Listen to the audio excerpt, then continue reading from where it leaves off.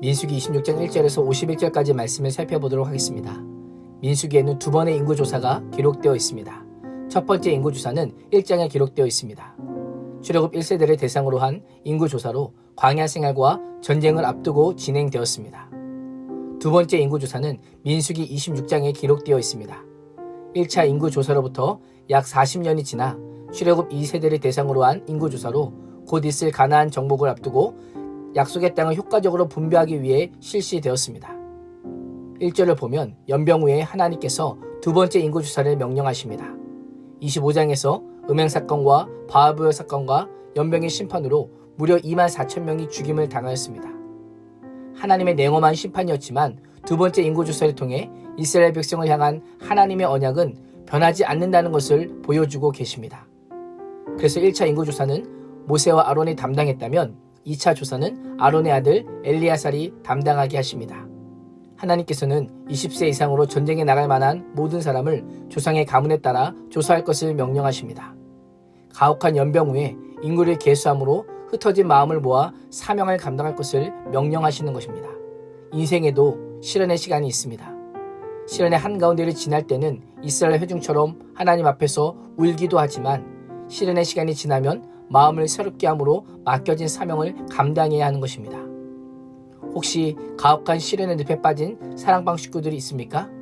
돌아보며 손 내밀어주고 뒤에서 밀어주고 앞에서 끌어주며 그리스도인으로 살 수 있도록 도와야만 합니다. 5절에서 51절은 각 지파별 인구조사의 결과에 대해서 알려줍니다. 두 번째 인구조사는 첫 번째 조사와 비교할 때 몇 가지 특징을 가지고 있습니다. 첫 번째는 1차 조사에는 각 지파별 가족의 이름이 기록되지 않은 반면 2차 조사에는 각 지파별 가족의 이름이 기록되어 있습니다. 두 번째로는 유다 진영에 속한 지파 인구는 모두 증가한 반면 르우벤 진영에 속한 지파 인구는 감소하였습니다. 르우벤 지파는 고라 반역 사건에 연루되었기 때문입니다. 세 번째로 에브라임과 시므온 지파 인구수는 급격하게 감소한 반면 므낫세 지파는 급격하게 증가했습니다. 시므온 지파는 바알부여 사건에 연루되었기 때문입니다. 반역과 불순종과 우상숭배의 죄와 연루된 지파는 그 수가 감소되었음을 보게 됩니다. 이것은 죄의 영향력이 얼마나 강력한지를 알려줍니다. 죄는 한 사람만 집어삼키는 것이 아니라 공동체 전체를 파괴합니다.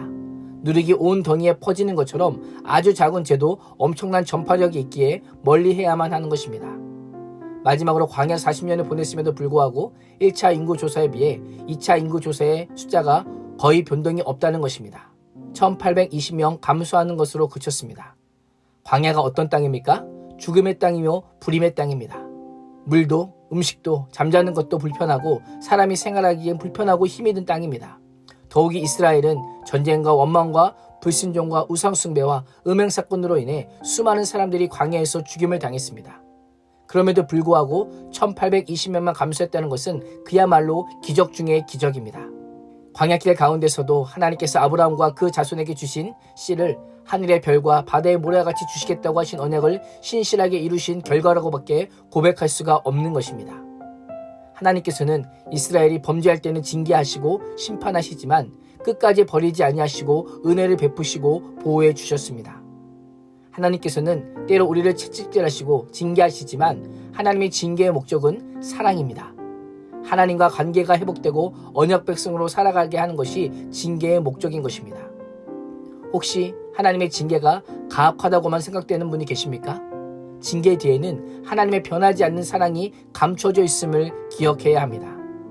우리의 숱한 배반과 불순종, 그에 대한 하나님의 징계를 생각하면 생존 자체가 기적이라고 고백할 수밖에 없는 것입니다.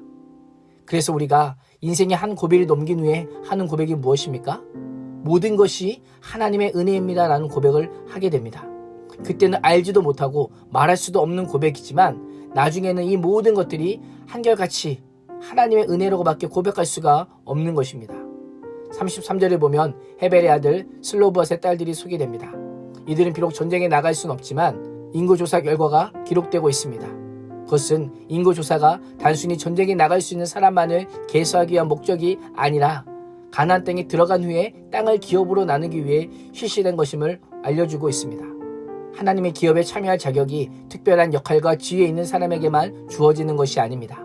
하나님의 나라는 나이와 성별, 인종과 지위에 상관없이 모든 사람에게 열려져 있습니다. 요한복음 3장 16절에서 17절은 하나님이 세상을 이처럼 사랑하사 독생자를 주셨으니 이는 그를 믿는 자마다 멸망하지 않고 영생을 얻게 하려 하심이라.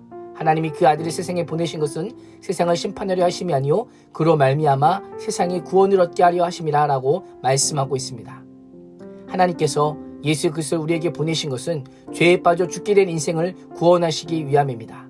죄 아래에서 멸망을 피할 수 없는 자들을 위해 구원의 길을 열어주신 것입니다. 하나님께서는 출애굽 2세대에게 인구조사를 명령하시며 이제 광야 생애를 끝내고 하나님께서 약속하신 땅으로 들어갈 준비가 되었다라고 알려주십니다. 지금까지는 불순종으로 응답했던 이스라엘 백성이지만 이제는 순종으로 응답할 것을 명령하십니다. 두 번째 인구조사 이후 급격한 분위기의 전환이 일어납니다. 이후로 이스라엘 백성은 전쟁에서 실패하거나 불순종으로 인해 심판을 받는 등의 부정적인 모습이 언급되지 않습니다. 믿음의 순종으로 희망찬 내일만이 기다릴 뿐입니다.